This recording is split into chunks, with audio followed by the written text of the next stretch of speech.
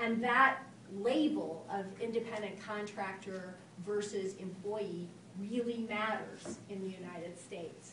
If I am an employee, I am entitled to minimum wage, I am entitled to overtime pay, I am entitled for protection against discrimination, I am entitled to join a union. If I lose my job, I get unemployment insurance. If I am an independent contractor, of course, all of those things are off the table. This is a phenomenon that we're seeing in many, many more industries than we had in the past. Some people are now calling it the fishering of the American workplace.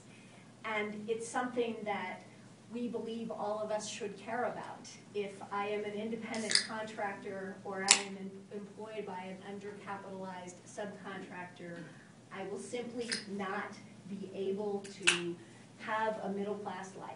I will have no benefits. I will not be entitled to the labor protections that we've talked about earlier.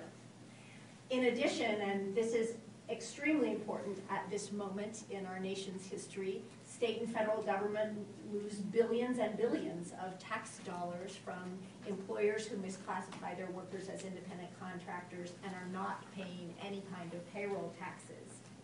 And we'll talk a little bit more, Christina will talk about the environmental impacts.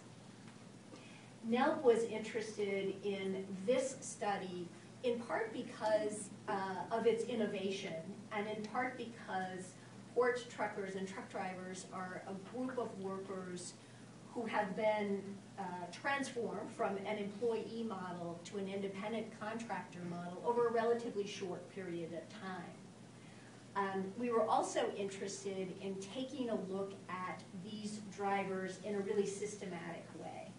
So with the help of Tom and his students and other experts around the country, we came up with this interview, very lengthy interview questionnaire of about 82 questions. And we interviewed drivers here in Seattle, and the same interview was used for 10 drivers in LA, 10 drivers in Oakland, and 10 drivers in New York, and 30 or so who we interviewed here, which was, again, another shout out to the students and others, very, very labor intensive. Shout out to the folks who brought the workers to their interviews and to the workers themselves who are willing to spend this time with us. Because sometimes we were spending an hour and a half, a long time to go through and really talk to the workers about their experiences. The second thing that we did was to look at their contracts and whatever other documents they wanted to give us. So we reviewed literally hundreds and hundreds of pages of documents from the workers, from their page stubs to their logbooks, to their fuel deductions, to their contracts, to the meeting agendas, all sorts of things, so that we could try and get a picture.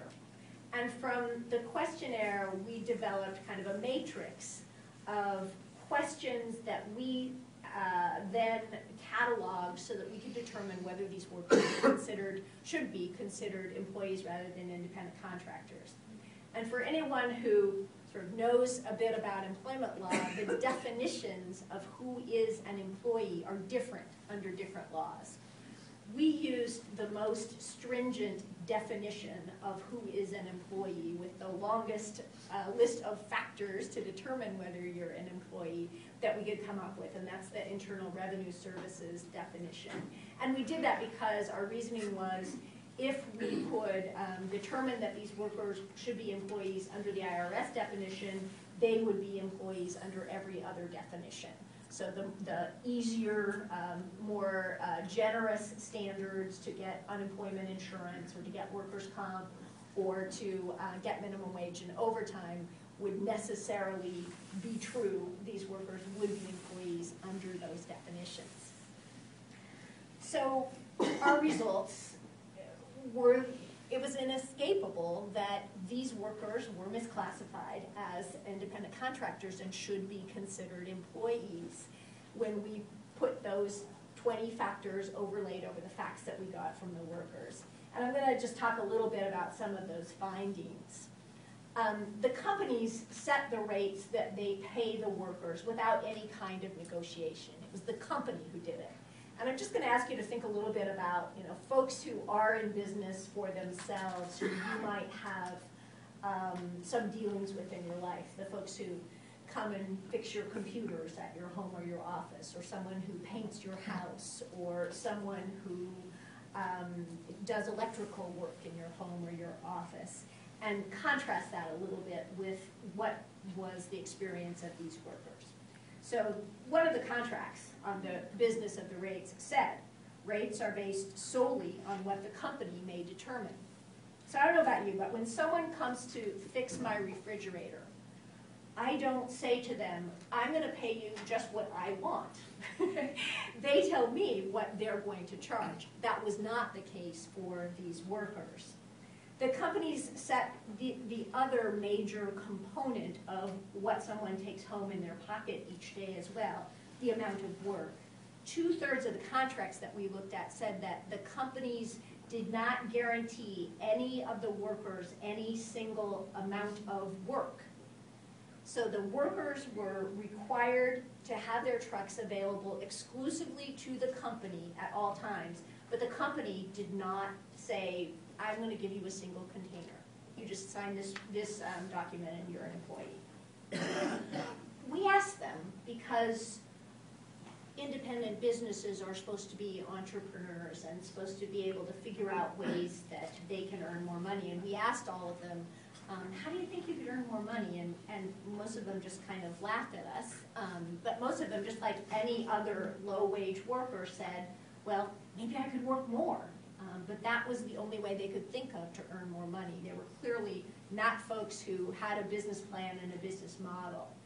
Most of the drivers had, well, all of the drivers, excuse me, had only one truck. They had no employees. It was just them and their truck. They did not have other people that they could dispatch to work for different companies. All of the drivers worked for just one company at a time every single day, sometimes for long periods of time, and most of them had worked for the company that they were now employed by for 3 years or more. 2/3 of them said that. And I don't know about you all, but if I have someone come install a telephone at my office, someone who really is an independent business, they don't come and stay for 3 years and only work for me. They have a variety of clients that they work for. Not true for these drivers. These were not people who advertised in the phone book or had even their own trucks with their own labels and their own business name on them. They simply had a job, signed a contract for one employer, and continued to work for that employer for as long as they could. The drivers do have contracts. And the contracts very carefully and very methodically recite that the drivers are independent contractors and not employees. And some of the contracts we thought were kind of creative. They would refer to the driver as your company, as in your company wishes to do business with our company. But of course, there was no company for any of these workers. It was one guy and one truck. A lot of the contracts also said things like that insurance was optional. You could get your insurance from the company, but you weren't required to. But 52 of the 54 drivers that we talked to bought their insurance from the company, and many felt that was a requirement. In fact, one driver said to us, you cannot have your own insurance to work for my company. It's part of the deal. You work for us, you need insurance, you use our insurance. So over the course of kind of each of these factors, we found that almost every indicator that a person should be treated as an employee was there for these workers. And I think I'll sort of stop there, but I do want to say that this isn't the only study that has ever been done of port truckers, and if you read our study, you'll find that there's about a dozen other studies, and we kind of stayed away from some of the things that had already been determined by other studies, and I just want to go through a couple of those. 82% of port truck drivers around the country are in this model, are considered independent contractors and not employees. The average work week for port truckers across the country, 59 hours, so well above 40 hours, that should trigger overtime pay.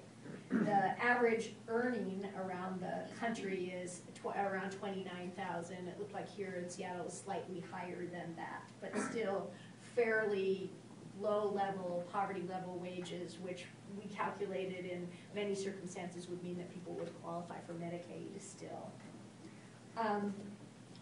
I'll let other folks talk about this a little bit more too, but the economic pressures on these workers are enormous and really encourage health and safety violations. If the best thing that you can do to put food on the table for your family is to drive as fast as you can and ignore some of the safety rules along the road and not have the equipment that is legal under the traffic safety and other regulations, that's what you do.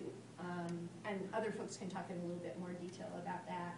We have some recommendations as well, but I think that's probably a place where Rebecca should talk. What I would just end with is what we found is a real industry-wide problem, and we think it demands an industry-wide solution, and one that requires all hands on deck.